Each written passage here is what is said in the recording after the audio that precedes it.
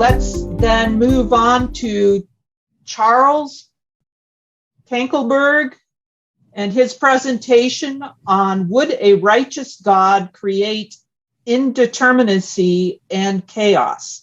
And Charles is from Montana State University, professor of physics. Thanks, Janel. Well, my question today is whether a righteous God would create indeterminacy and chaos. And I was filled with fear when I remembered the abstract that I'd written because it seemed way too ambitious.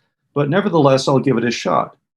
Now, I'm a physicist. I don't have theological or philosophical training. But I'm going to argue that randomness in nature is objectively real.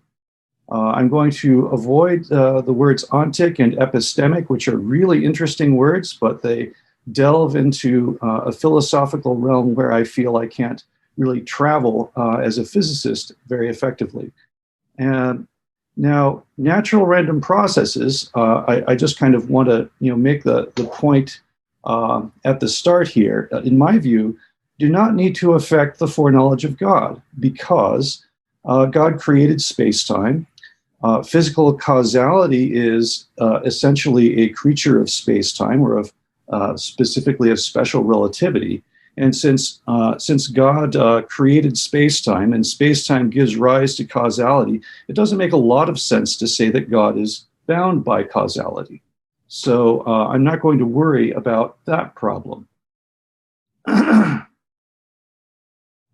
way of definition, I want to clarify that I view a set of numbers or a collection of events as random if they're statistically independent. And I'm not going to distinguish between the concepts that are brought up by the relatively nuanced words random, stochastic, chance, and indeterminacy. So I'm going to use these rather interchangeably in my talk. So the path I'm going to follow is to first talk about how indeterminacy is inherent in creation, even at large scales. And then I'll talk about the righteous character of God. And then that will give rise to some questions in my mind. One about divine action, another about natural evil. So I'll try to, at least in some way, address both of those questions. And where this is all leading is that I think randomness is actually an outworking of the righteousness of God. So in nature, chance and necessity, or if you like, cause and effect and random processes are really layered together in an interesting way. So there are random molecular motions in the atmosphere. These underlie the deterministic laws of fluid mechanics and thermodynamics. And then those in turn give rise to weather that turns out to be unpredictable more than a few days out. So there are these layers of chance and necessity. And we owe that sort of couplet of words to Jacques Monod in his 1971 book. I want to talk about indeterminacy at the quantum level first. And a good illustration is the Einstein-Podolsky-Rosen experiment, which started as a thought experiment, which Einstein and his collaborators actually crafted as a way to discredit quantum mechanics. They pointed out that if you have an event here in the middle that creates a pair of protons, let's say, one moving off to the left, we'll call that one A, and B going off to the right, their spins will be anti-correlated because of the conservation of angular momentum. So if A is spin up, then B will be spin down. But this gets really interesting when I decide not to measure the spin of A and B in the same axis. It turns out then that there is still an interesting relationship between what you measure at A and what you measure at B. But in order to determine the distribution of possible outcomes at B, for example, we need to know what measurement was performed on A and vice versa. And this relationship is really was really investigated thoroughly by John Bell. And what it boils down to is, if I want to try to come up with a deterministic theory of quantum mechanics, I really can't do it. So here I've drawn a space-time diagram. The time of the measurements is here across the middle of the diagram. And each of those measurements, the one at A and the one at B, fall within what we call a light cone. And things below me in my light cone are things that could have a causal relationship with my event. And then the things that my event can influence then spread out into the future. Well, so the pair creation obviously affects both the measurements at A and at B. But I've just said that the measurement at A somehow affects what's measured at B. And that doesn't seem possible because the measurement at B is outside the light cone of the measurement at A and vice versa. So it becomes impossible then to generate a classically deterministic theory for quantum mechanics. Quantum is what we call non-local, and it requires real indeterminacy. Then let's think about the macroscopic world, because I've just been talking about little things. Quantum is the theory of little things. Well, at the macroscopic scale, you might think that things are deterministic, and the laws of Newton, let's say, hold very well. But it turns out that nonlinear dynamics, which we also call chaos theory, causes very small uncertainties to grow exponentially in time. So that, in fact, unpredictable dynamics at small scales, like those quantum uncertainties, can actually be amplified to large scales, like weather systems and stuff like that. So there's a cascade of random processes from small scales to large scales. Now let's switch gears, and I'll try to explain what I think of as the righteousness of God. I like the definition of Douglas Moo, writing in his commentary on the Epistle to the Romans, God may always be depended upon to act in accordance with what is right, as defined by God's person and promises. And I've highlighted the words act and right because God is active, and it really means something to say that God's choices are right. So in Romans, Paul writes, "For I am not ashamed of the gospel, for it is the power of God for salvation to everyone who believes, for in it the righteousness of God is being revealed." Or David in Psalm 143, "For your name's sake, O Lord, preserve my life. In your righteousness, bring my soul out of trouble." And a bit more darkly in the book of Daniel, "Therefore the Lord has kept ready the calamity and has brought it upon us. For the Lord our God is righteous in all the works that he has done, and we have not obeyed his voice." So I think you see in these both the notion that God is active in the world and that he does what's right. So what happens when we try to connect this with the narrative of chance and necessity? Do chance and necessity together sort of squeeze divine action out of the picture? Well, first of all, I want to clarify that this question is not for me about miracles. Miracles I see as occasional and outside the norm. If God imposed a reign of routine miracles from day to day or even moment to moment, we would lose human freedom and we'd be stripped of moral agency. So that's not what I'm talking about. Instead, I'm talking about the kind of divine agency that might be active day to day and might be more subtle.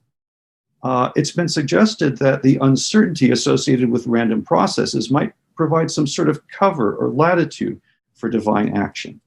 And others have challenged the feasibility of this concept.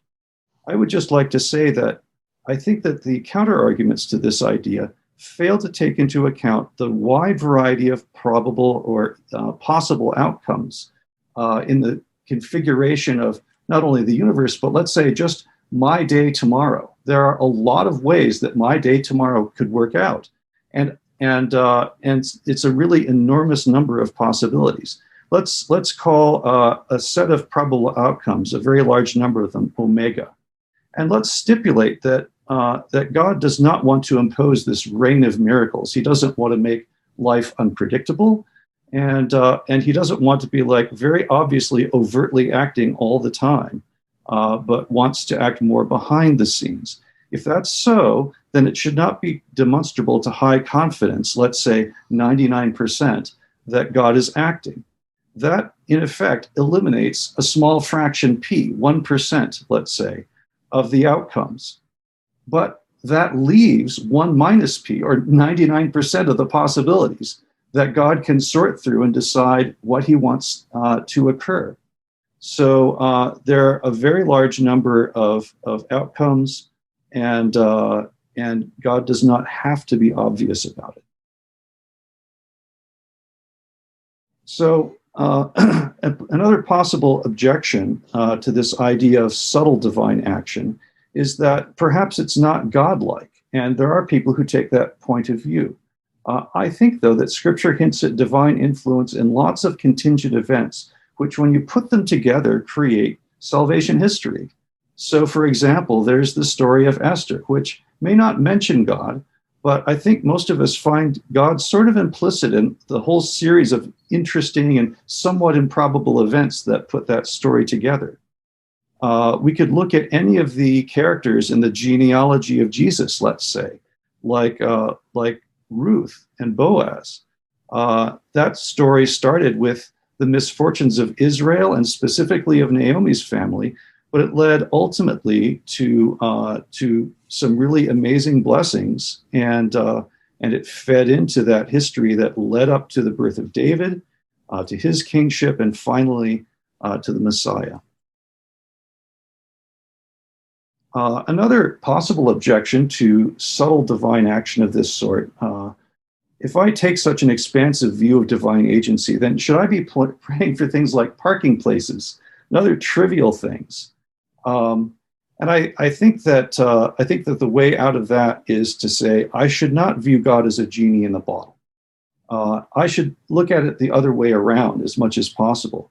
That is, while it may be fine to ask God for things, I should also be prepared for God to use me in some small part of my day in a surprising and redemptive way, realizing that he's capable of doing that. Now let me switch to a different problem, the one of natural evil. And this is not a problem that I feel I can solve. But let me point out, first of all, what it is. If we think of the word chaos, which I used earlier in a physics context, it's rooted in Greek cosmogony and refers to kind of a yawning gap between heaven and earth. But it's come to have a sort of evil connotation to it. People think of lawlessness, disorganization. You may think of unpredictable natural disasters.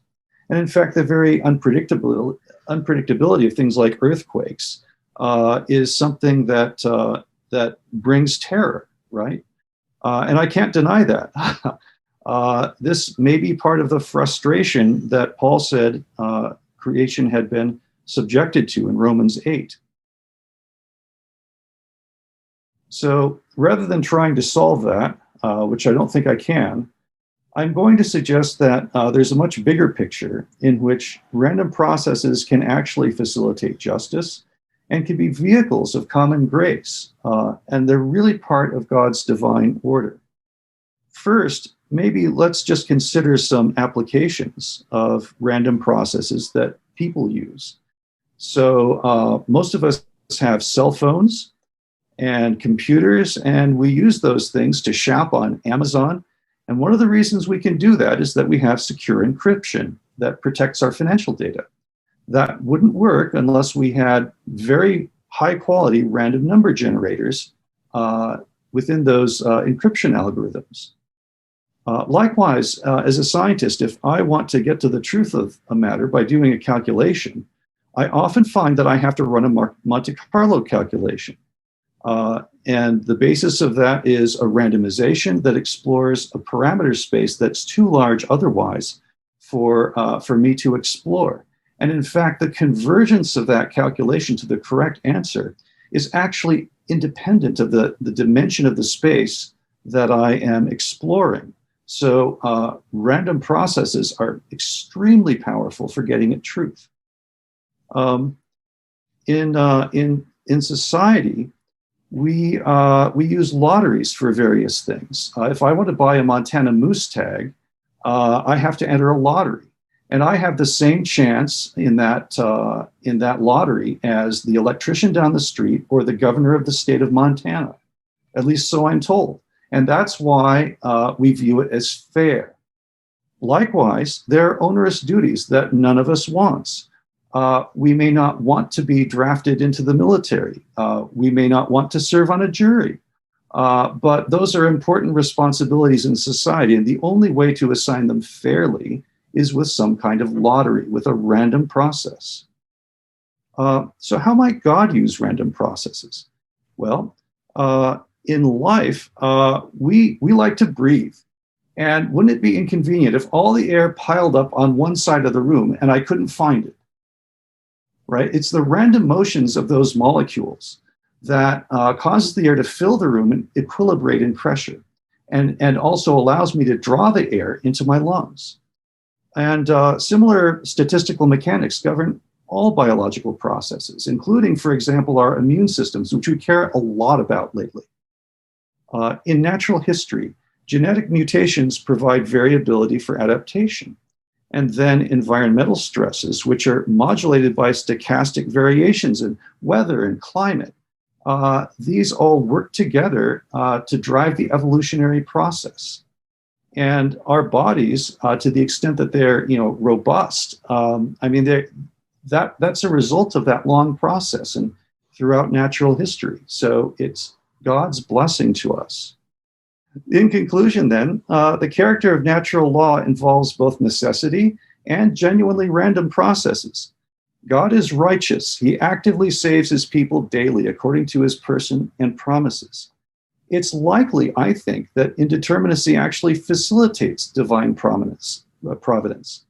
And far from thwarting God's purposes, random processes are a vehicle of common grace. And with that, I'm open for questions. There we go. Paul. Okay, great. Thank you. No, I greatly appreciated the talk. It's really very nice. I've had a career in quantum physics and had published papers on quantum chaos and stuff like that, among other things. So I do appreciate what you say, and I like it, actually, that randomness is a part of the actual good form of the world. It's a proper part of the world. So you address this in part, but one thing that seems to me that's really important for Christians to address is that creation is good. God made the world and he saw that it was good. So, and in a way, I think you actually have been reflecting on this, but to turn around Christians need to address the question of how the physical processes in the world participate in God's goodness and reflect the goodness of the world. I think you've been articulating it, but is that a direction that you think would be fruitful to try to help to articulate well the way in which randomness and other aspects of the physical world actually a manifestation of the real goodness of creation and part of the real intended good form God gave to the world? Absolutely. I think I attempted to get across the idea that that God is really providing for us in a whole variety of ways. It may be that I can't predict whether it's going to rain tomorrow, but I'm pretty sure it's going to rain, sometime in the next month. And even more sure that it's going to, rain sometime between now and November, let's say. And even though that's a random process, the random process has an effect of evenly distributing a resource, over the world, let's say. So I see in that God's providence. And likewise, as I said, in respiration or in many other biological processes, we see God making use of this interesting, sort of layered randomness and causal relation kind of structure that it just makes the world function in a beautiful way. And I think it's something that we can appreciate both in terms of God's goodness and also aesthetically in terms of God as an artist and a designer. Very good. Thank you very much. We need to move on to our next speaker.